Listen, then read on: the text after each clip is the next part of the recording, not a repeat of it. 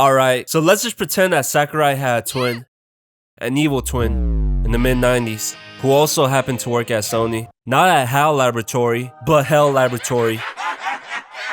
One day, after Sakurai and Iwata, rest in peace, finished showcasing the prototype for Smash, then known as Dragon King, they got the green light from Nintendo to include their iconic characters and make it a crossover fighter.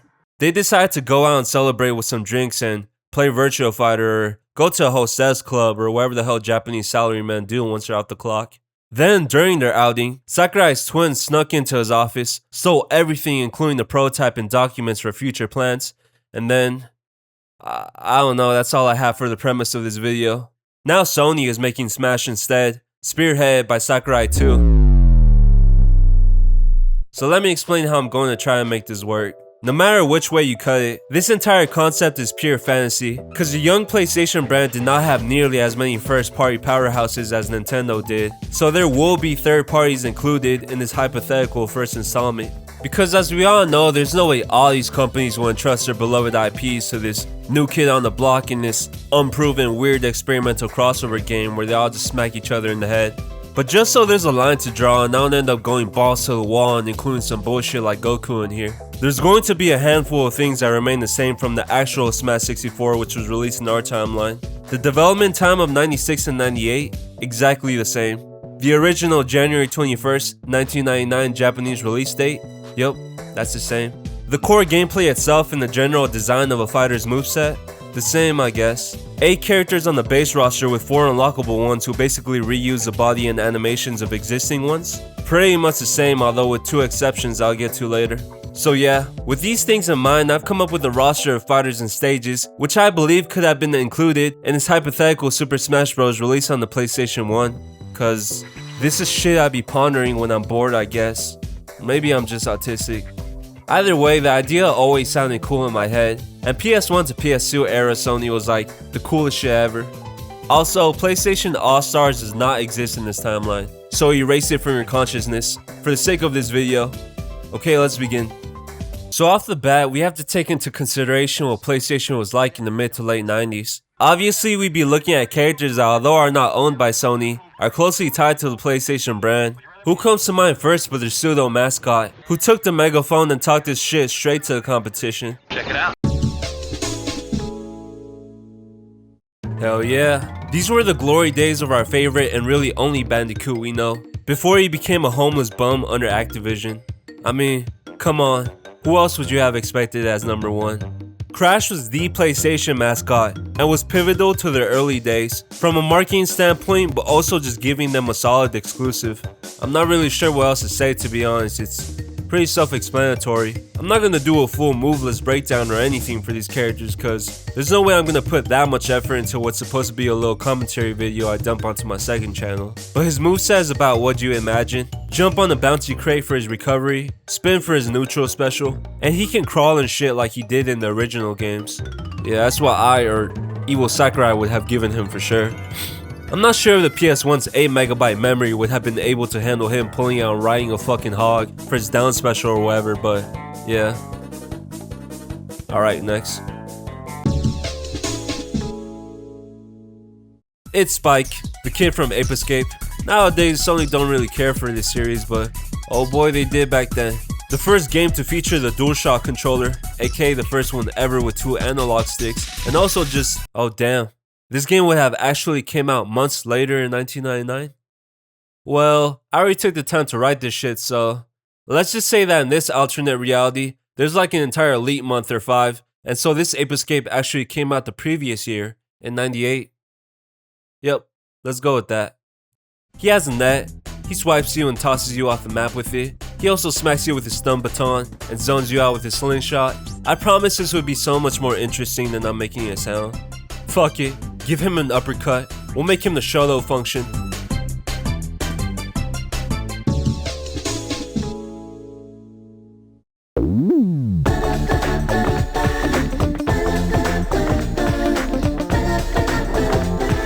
You gotta do what? I gotta believe. You gotta believe. Yeah, okay, Parappa, that's not gonna make her come back to me. The PS1 went absolutely nuts with its rhythm games, so of course you gotta include the daddy of the genre, and another bona fide Sony mascot from this era. Also, I just love Parappa and Lammy, man. These games are such a vibe to me. But if I took the time to gush over the games that all these characters came from, then this video will be twice as long. Maybe timing his inputs could have been a unique thing to his moveset. Of course he's gotta do the kick, punch, block, and maybe mix eggs or something. What did they even do for him in All-Stars Battle Royale? Scratch that, that game doesn't exist in this universe, remember? Thank you everybody! And don't forget, you gotta believe! Thank you! Alright, ladies and gentlemen, boys and girls. I'm not sure if people forgot that Twisted Metal sold enough to warrant like 5 installments on the PS1, but yeah, that's also a legit first party IP for Sony, so I'm including it here. Oh wait, they forgot because it was mostly an American thing, and the 3rd and 4th games weren't even released outside of here. And damn, even people from Sony Japan were fans of it.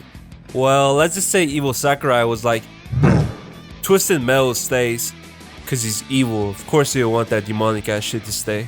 Sweet Tooth is the obvious pick here, cause there's nothing that screams variety like putting a psychotic killer clown next to an anthropomorphic cartoon mammal and just some kid with a stick. I'm sure it wouldn't clash too hard as long as we have a somewhat unified art style. Imagine what the 90s CG renders featuring this entire roster could have looked like, man.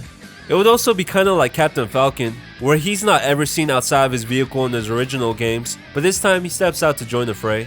What he would actually do though, now that I'm too lazy to figure out, maybe he could pull out a tech like he did in his original Twisted Metal 1 ending, but like, boo.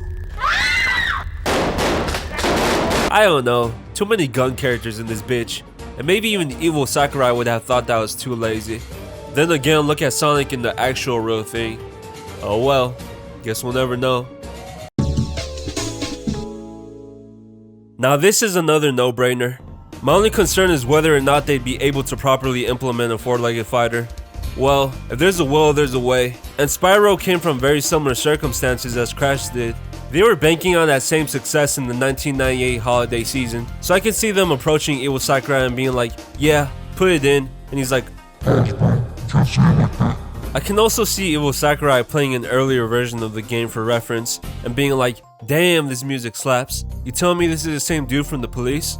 Spyro would spit fire for his neutral, glide for his recovery, his dash attack is his headbutt. Not much else to say.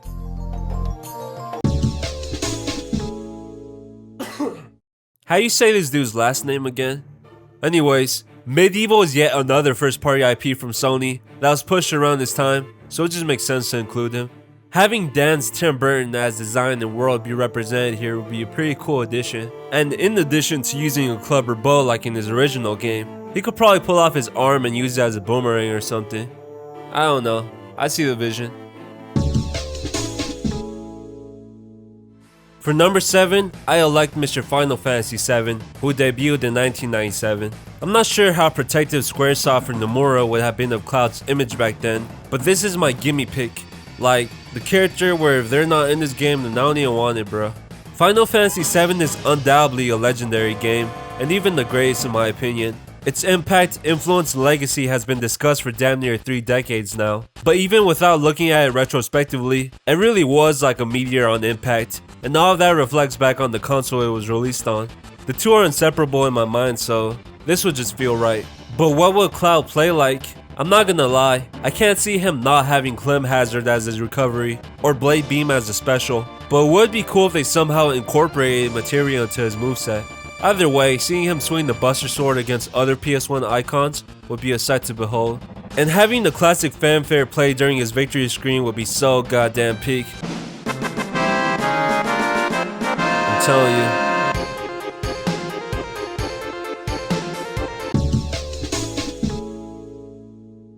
For as much as I like looking into gaming history, Lara Croft's impact during the 90s is always something that's kind of eluded me.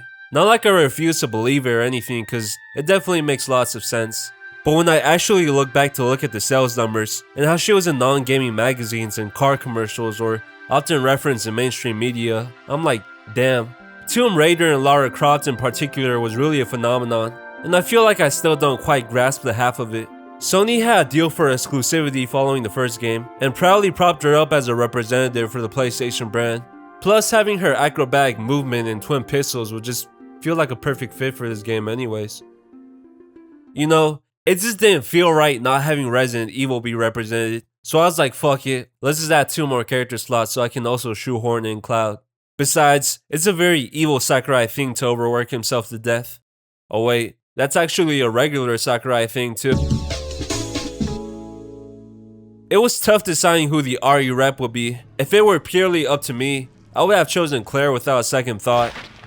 However, RE2 had an infamously rough development process, so Evil Sakurai would probably not have had solid grounds to work on, and it came out only a year before this hypothetical smash would. So for the sake of that and Resident Evil 1 RE being the proven hit that it was, and also being quintessential to the PlayStation's early success, we're going with Jill Valentine. Why not Chris Redfield? I actually might have preferred him, but Jill was arguably the more prominently featured out of the duo, at least in the 90s. She was the more commonly chosen route, and soon to have her own solo title, Jill Sandwich was a pop culture staple. You get what I mean. What would she fight with? Well, that's easy. Just give her a knife and shotgun. You know how Real Smash has too many sword fighters? Well, this one has too many guns in it, but that's fine, cause PlayStation is for the cool kids. Maybe throw in something that has to do with inventory management. Also, make her be able to reduce her knockback percentage with the herb. Now this might seem like my bias talking, but the writing for this one is on the wall. Tekken 3 was an astronomical hit. You had to have a copy if you owned a PS1. Not only that, but if any third party would be willing to play ball with Sony, it would have definitely been Namco. They were their first third party supporter. They based their arcade boards off the PS1's architecture for intuitive console ports. Ridge Racer and Tekken 1 were launch titles that helped sell the system. One more needs to be said, bro, there has to be a Tekken character. Devil Jin was not a prominent part of the character at this point, only seen in his arcade ending, so lasers, flight, and the like are out of the picture. His moveset would simply be what it is in its source material. Also, having Tekken's iconic wave dash and electric implemented in the platform fighter this early on would have been completely bonkers. And seeing classic Tekken 3 Jin stand next to Cloud Strife and Parappa the Rapper is just something I desperately need in my life. So yeah, that's the base roster of characters. The ones you would see in the marketing material, the game's box art, the pre-rendered CG opening, cause of course a PS1 title needs one of those. Definitely not as whimsical or cartoony as Nintendo's version, but PlayStation's image was all about being edgy and cooler, so it makes sense to me. Now time for the unlockables. In lieu of Luigi being unlockable to mirror Mario, Coco would be that for Crash, using a modified version of his existing body and sharing moves albeit with different properties. She's not fully playable at this point in the series, outside of the third one where she only rode an animal and a jet ski, but trust me, that's not enough to stop Evil Sakurai from figuring something out. Who the fuck is Dart? You think to yourself, rightfully so, and to that I say, should I really get into it? Amongst the Final Fantasy hype of the PlayStation 1, Sony's Japan studio themselves decided to take a stab at it and make an ambitious cinematic multi-disc JRPG adventure themselves, which would come to be known as The Legend of Dragoon in the year 2000. Long forgotten in the cult classic in recent times, but back then Sony were pretty confident they had a hit on their hands, so I thought it would be cool for it to be a Roy situation, where he's added in as a promotional character. Although a whole year prior to the release of his game is pretty crazy, I will admit. Maybe he can use the same skeleton and some swing animations from Cloud, just don't ask me about the legal implications behind it. Giving him a Dragoon install and timing based crit attacks like in his original game would be pretty cool too, but maybe that's asking for too much. You probably don't know this dude either, but for those who do, you know it's a PlayStation classic. Oddworld, Abe's Odyssey, was a critical and commercial success back when it first dropped, and it released first on the PlayStation console. It's a pretty strange and quirky survival puzzle game, and the reason why I think he's a good fit is not only because of his strong ties to the PlayStation brand, or being this game's mandatory oddball pick, but because he just be such an unorthodox fighter. What I mean by that is he doesn't even fight, physically. He would rely on short sequences of mind control, like in his home series, and also be able to briefly transform into a demigod, basically the Joe character. He can be practically useless or a whole ass boss and it switches back and forth. Maybe these ideas are too ambitious for the PlayStation 1. He'd share his awkward walk animations and maneuvers with Sir Daniel.